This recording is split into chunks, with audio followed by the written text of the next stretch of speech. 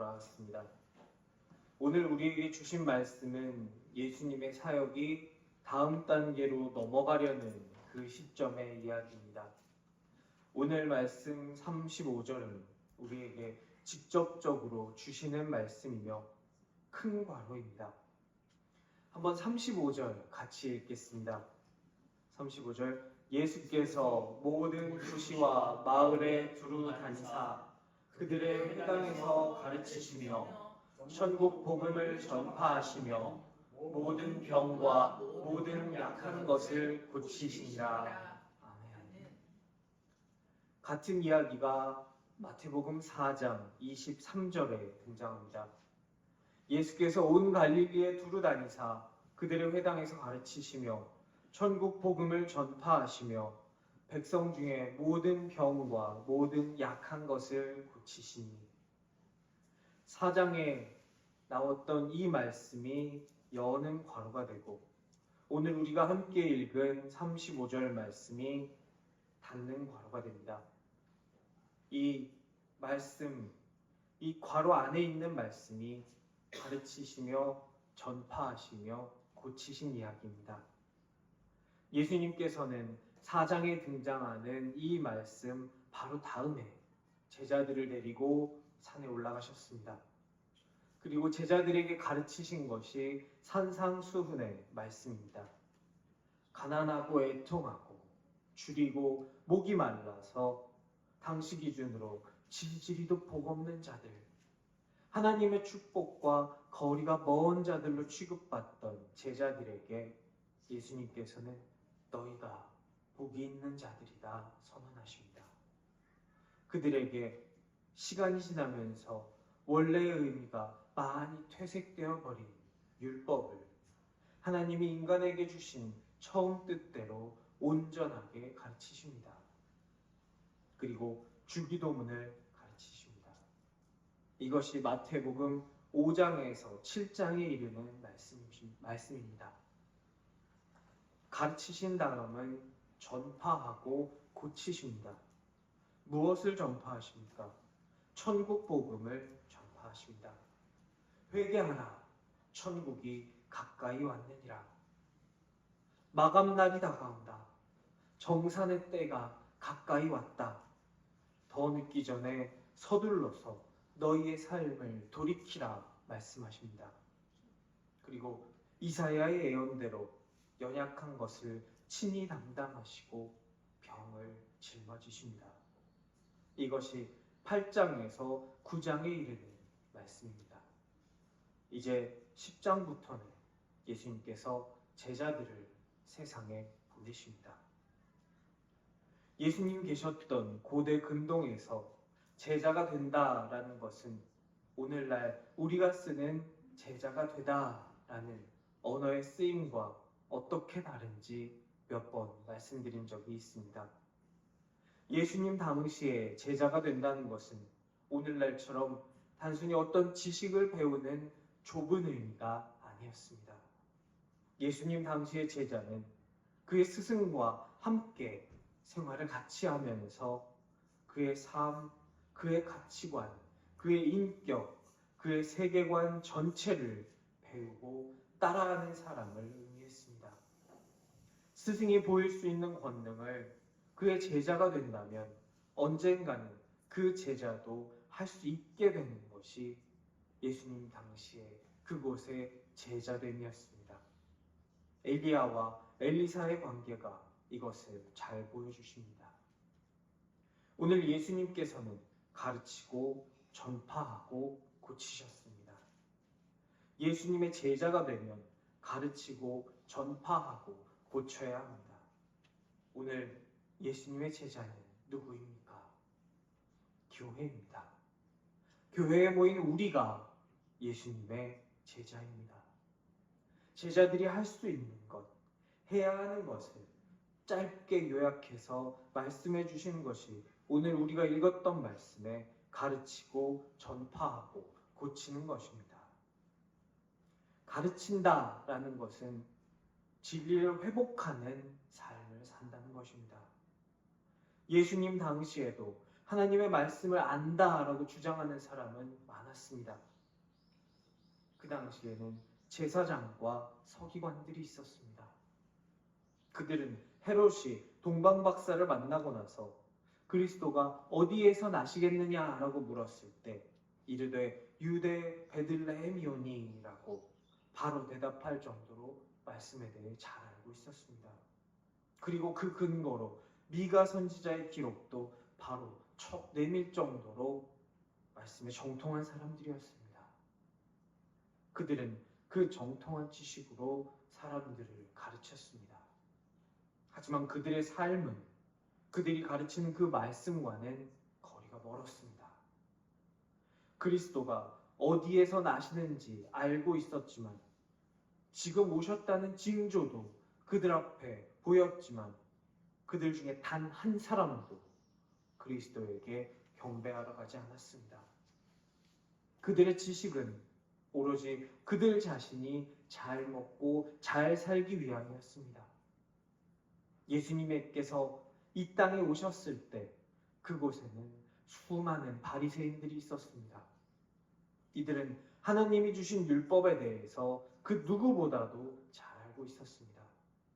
하지만 그들의 삶은 하나님의 말씀대로 진리를 회복하는 삶이 아니라 하나님의 말씀으로 사람들의 목을 조르는 삶이었습니다.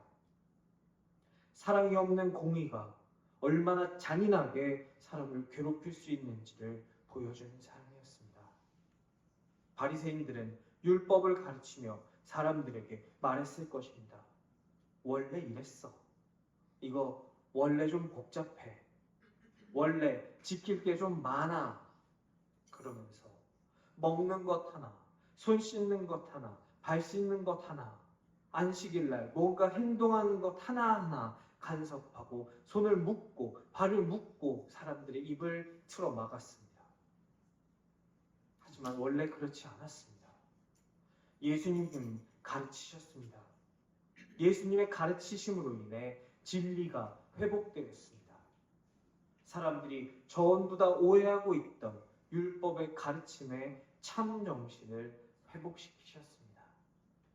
언제 누가 덧붙인지도 모르고 덕지덕지 기워 붙인 것 같은 율법이 아니라 하나님이 인간을 사랑하사 인간들에게 주셨던 그 처음 가르치심을 우리 예수님께서는 회복하셨습니다.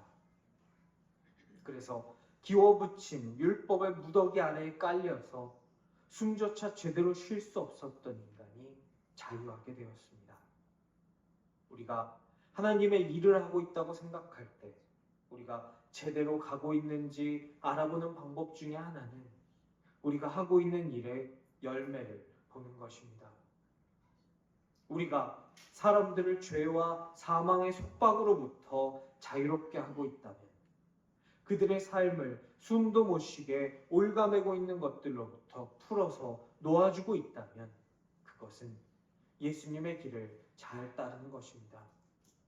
요한복음 8장 31절에서 32절은 이렇게 말씀하고 있습니다. 그러므로 예수께서 자기를 믿은 유대인들에게 이르시되 너희가 내 말에 거하면 참으로 내 제자가 되고 진리를 알지니 진리가 너희를 자유롭게 하리라. 아멘. 예수님의 가르치심을 받고 예수님의 제자가 되면 우리 안에 진리가 회복됩니다. 우리 안에 진리가 회복될 때 그 회복된 진리가 우리를 자유롭게 할 것입니다. 우리는 우리만 그 자유를 누리는 것이 아니라 그 진리로 사람들도 자유롭게 해주어야 합니다. 진리 안에 거하며 진리를 회복하는 삶을 사는 저와 여러분 되실 수 있기를 간절히 축원합니다. 진리를 회복하려는 삶을 살려면 진리를 가르쳐야 합니다. 진리를 가르치려면 그 가르쳐야 되는 진리가 무엇인지 알아야 합니다. 모르는데 뭔가를 가르칠 수는 없기 때문입니다. 진리를 아는 가장 좋은 방법은 말씀을 아는 것입니다. 했던 말 또 하고 했던 말 또 하는 것이 될지라도 계속 반복하는 이 말이 잔소리처럼 들릴지라도 이것은 다른 방법이 없습니다. 하나님이 우리에게 주신 이 말씀만이 우리가 진리를 깨달아 알 수 있게 합니다. 공부를 열심히 하는 친구가 있었습니다. 그 친구는 정말 엄청나게 노력했습니다.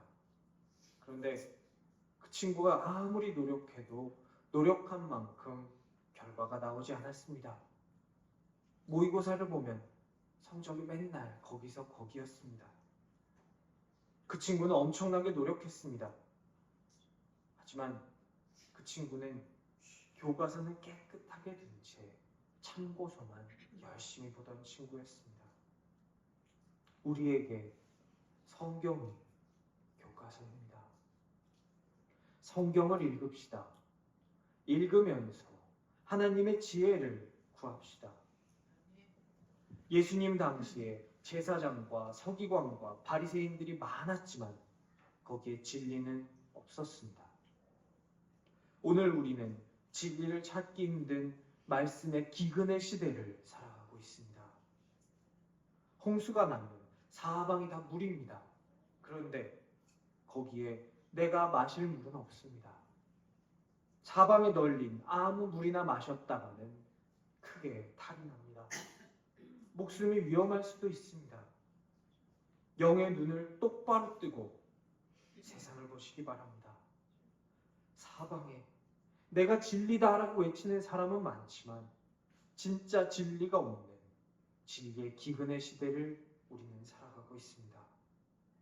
내 영은 의에 줄이고 목마르지만 나는 내가 줄이고 목마른 것도 모른 채 살아가고 있습니다. 내가 목마르다는 것을 알아도 나의 목마름을 다른 어떤 것들로 채우려고 열심히 달려가는 삶을 살고 있습니다. 그것들을 마시는 자마다 다시 목마를 것입니다. 우리 목마름을 채워줄 것은 진리이신 예수님뿐입니다. 요한복음 4장 14절 내가 주는 물을 마시는 자는 영원히 목마르지 아니하리니 내가 주는 물은 그 속에서 영생하도록 솟아나는 샘물이 되리라. 이 샘물이 나의 속에서 영생하도록 솟아나는 복을 누리시기 바랍니다. 예수님이 주시는 이 물은 어디에서 나옵니까? 성경에서 나옵니다. 읽으시기 바랍니다. 인간은 외모를 보지만 우리 하나님은 우리의 속을 보십니다. 중요한 것만 알고 적당히 믿으면 그래도 천국엔 가겠지라고 우리 인간이 잔머리를 굴릴 것을 하나님은 너무나 잘 아십니다. 그래서 마태복음 5장 20절에서 예수님께서 율법을 가르치시면서 하나님 말씀을 제자들과 사람들에게 가르쳐 주시면서 이런 말씀을 하십니다. 내가 너희에게 이르노니 너희 의가 서기관과 바리새인보다 더 낫지 못하면 결코 천국에 들어가지 못하리라. 얄팍한 생각 집어치우고 말씀을 펴서 한 자라도 더 읽어라 말씀하십니다. 적당히 하면 되겠지가 아니라 그 말씀만 가지고 말씀에 미쳐서 살던 바리새인들과 비교했을 때 밀리지 않도록 그들보다 더 잘 알도록 진리에 정통하도록 말씀을 읽고 알라고 우리에게 말씀하고 계십니다. 어떤 인기 있는 목사의 설교도 성경만큼 좋을 수는 없습니다. 위대한 신학자와 성공했다는 신앙인의 책도 성경만큼 좋을 수는 없습니다. 제가 여러분에게 추천할 수 있는 가장 좋은 것, 가장 귀한 것은 성경입니다. 성경을 읽읍시다. 읽는다고 다 이해되지 않을 수 있습니다. 그렇다면 읽으면서 하나님께 지혜를 구합시다. 주실 것입니다. 반드시 주실 것입니다. 읽다가 이해가 잘 안 되는 부분이 있으면 가지고 오시면 됩니다. 같이 연구합시다. 같이 그 말씀 붙들고 기도합시다. 우리 하나님께서는 하나님을 따라오라고 신앙생활하라고 우리에게 공동체를 주셨습니다. 혼자 읽고 혼자 믿고 혼자 예배드려라 이게 아니라 함께 같이 하라고 주셨습니다. 같이 하고 같이 연구하고 같이 답을 찾으라고 저는 그 긴 시간 동안 신학교를 다녔습니다. 요즘 자료들 좋습니다.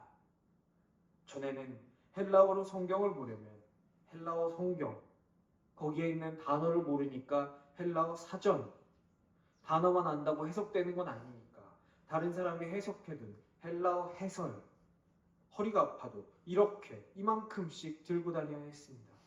요즘은 인터넷으로 말씀, 사전, 해석이 다 나오는 시대를 살고 있습니다. 그래도 막히면 우리에게 전도사님 계십니다. 우리 전도사님 공부 엄청나게 잘하셨습니다. 저렇게 머리도 좋은데 노력도 하는 사람이 신학해야 되는 거구나 라고 보는 사람이 감탄다 할 정도로 잘하셨습니다. 그래도 막히면 우리에게 원로 목사님 계십니다. 원로 목사님께까지 오면 해결 안 될 질문이 없습니다. 뭘 걱정하십니까? 우리 목사님이 계신데. 은혜의 바다로 나아가기 전에 찰싹거리는 작은 파도 보기 전에 거가면 파도가 있지 않을까 걱정부터 하시는 것은 접어버리고 읽으시는, 펴서 한 글자라도 더 읽을 수 있는 우리가 되기를 축원합니다. 우리가 진리를 추구할 때 우리 하나님께서 열어서 우리에게 깨닫게 해주실 줄을 믿습니다. 우리 예수님께서는 전파하셨습니다. 회개하라, 천국이 가까이 왔느니라. 예수님은 인간의 시선이 아니라 천국의 시선으로 세상을 보셨습니다. 천국의 시선으로 세상을 볼 때 그 보이는 것은 이전과 같을 수 없습니다. 예수님께서 천국의 시선으로 그의 제자들에게 제시하신 것은 다른 우선순위입니다. 인간이 쫓는 돈과 권력과 명예가 아니라 진짜 추구해야 할 것, 진짜 쫓아야 할 것, 하나님의 나라와 하나님의 의를 전파하셨습니다. 있다가도 없고 없다가도 있을 가치가 아니라 영원한 것, 하나님의 것을 추구하게 하셨습니다. 가까이 온 천국을 설명하기 위해 예수님은 마태복음 13장 44절에서 밭에 감추인 보화 이야기를 해주셨습니다. 밭에 감추인 보화를 팔아서 더 많은 땅을 사고 더 큰 부자가 되라는 것이 아니라 밭에 있는 보화, 감춰진 그것, 그 진짜 가치를 위해 내가 추구하던 것, 내가 가진 모든 것을 다 팔아서 진짜 가치를 추구해라. 그것을 따라라 말씀하셨습니다. 세상 모든 것을 다 가져도 단 하나 가지지 못한 것으로 인해 불행한 삶이 있습니다. 반면에 가진 것 하나 없어도 내가 내 안에 예수를 가진 것으로 만족하고 풍요를 누리며 사는 삶이 있습니다. 예수를 가진 삶을 누리시기 바랍니다. 우리의 가치와 우리의 가치의 우선순위가 바뀔 때 우리는 죽어서만 가는 천국이 아니라 살아서 이 땅에서 지금 여기서 이미 천국을 누리며 살게 될 것입니다. 이 축복이 저와 여러분에게 임하시기를 간절히 기도합니다. 예수님께서는 고치셨습니다. 인간을 하나님께서 지으신 모습 그대로 온전하게 회복시키셨습니다. 오늘 우리가 읽은 말씀에는 맹인과 말 못하는 사람이 등장합니다. 맹인은 앞이 보이지 않았지만 나의 보이지 않는 눈앞에 계신 그분이 능히 나의 눈을 뜨게 해주실 수 있는 분이심을 믿었습니다. 그랬기에 그들은 빛을 다시 얻었습니다. 바리새인들은 그들이 뜨고 있는 눈으로 예수님을 보았지만 그분이 누구신지 알지 못했습니다. 귀신의 왕을 의지하는 사람이다라고 잘못 보았습니다. 그들은 그들의 뜬 눈으로 앞을 볼 수는 있었지만 제대로 보지는 못하는 사람이었습니다. 32절부터는 말하지 못하는 사람이 등장합니다. 말을 하지 못한다는 것은 여러 원인이 있습니다. 귀가 들리지 않아도 말을 못할 수 있습니다. 다른 사람의 소리를 듣고 내가 내 입으로 내뱉는 소리를 들어야 제대로 말을 할 수 있기 때문입니다. 예수님께서는 외치셨습니다. 회개하라, 천국이 가까이 왔다. 사람들은 귀가 있어서 예수님의 말씀을 들었지만 모두가 들은 대로 나의 가치의 우선순위를 변경한 것은 아니었습니다. 예수님께서는 말씀하셨습니다. 귀 있는 자는 들을지어다. 육신의 귀는 있지만 마음의 귀가 닫혀서 듣지 못하는 사람들이 너무나 많았기 때문입니다. 소리를 내는 기관, 목이 잘못되어서 말하지 못하게 된 사람도 있습니다. 이들은 들을 수는 있지만 말을 하지 못합니다. 출애굽기 4장에서 모세는 자신을 부르신 하나님께 이렇게 핑계를 댑니다. 출애굽기 4장 10절 모세가 여호와께 이르되 오 주여 나는 본래 말을 잘하지 못하는 자니이다. 주께서 주의 종에게 명령하신 후에도 역시 그러하니 나는 입이 뻣뻣하고 혀가 둔한 자니이다. 하나님은 모세를 고치십니다. 가서 그 둔하고 뻣뻣하다고 핑계댄 그 입으로 하나님의 말씀을 전하고 하나님의 일을 이루게 하십니다. 예수님께서 고치신 것은 오늘 앞을 보지 못하는 자를 보게 하시고 말하지 못하는 자에게 말하게 하신 것은 단순히 육체적인 치유에 한정되지 않습니다. 하나님을 눈앞에 두고도 보지 못하는 사람이 하나님을 보고 따르게 되면 그것이 기적입니다. 하나님을 전하지 못하던 내가 입이 트여서 하나님을 전하지 않고는 못 견디게 변하는 것이 기적입니다. 교회 나간 지 한참 되던 내가 교회를 나가는 사람이 아니라 예수 믿는 사람으로 예수의 제자로 변화되는 것이 기적입니다. 오늘 아침에 눈을 뜨고 새 생명을 얻고 별일 없이 여기 와서 우리가 함께 모여서 지금 예배드리고 있는 이것이 기적입니다. 믿으시기 바랍니다. 우리는 모두 기적의 사람입니다. 눈 뜨고 입이 열리고 못 걷는 자가 일어나는 것만 기적이 아니라 지금 치유받아서 예수를 나의 구주로 삼고 예수가 나를 살리시는 분이심을 고백하는 우리가 기적을 경험한 사람들입니다. 성경 말씀에 등장하는 기적을 경험한 사람들은 모두 예수를 전파하는 사명을 받았습니다. 오늘 말씀 31절 그들이 나가서 예수의 소문을 그 온 땅에 퍼뜨리니라. 예수의 소문을 퍼뜨리며 사는 우리가 됩시다. 나에게 행하신 기적을 세상에 증언하는 제자가 됩시다. 마태복음 28장 19절에서 20절 그러므로 너희는 가서 모든 민족을 제자로 삼아 아버지와 아들과 성령의 이름으로 세례를 베풀고 내가 너희에게 분부한 모든 것을 가르쳐 지키게 하라. 볼지어다 내가 세상 끝날까지 너희와 항상 함께 있으리라 하시니라. 예수님께서는 오늘 말씀하셨습니다. 가르치며 전파하며 고쳐라. 예수님의 제자된 우리는 우리의 힘이 아니라 예수 이름을 힘입어 가르치며 전파하며 고치며 살게 될 줄로 믿습니다.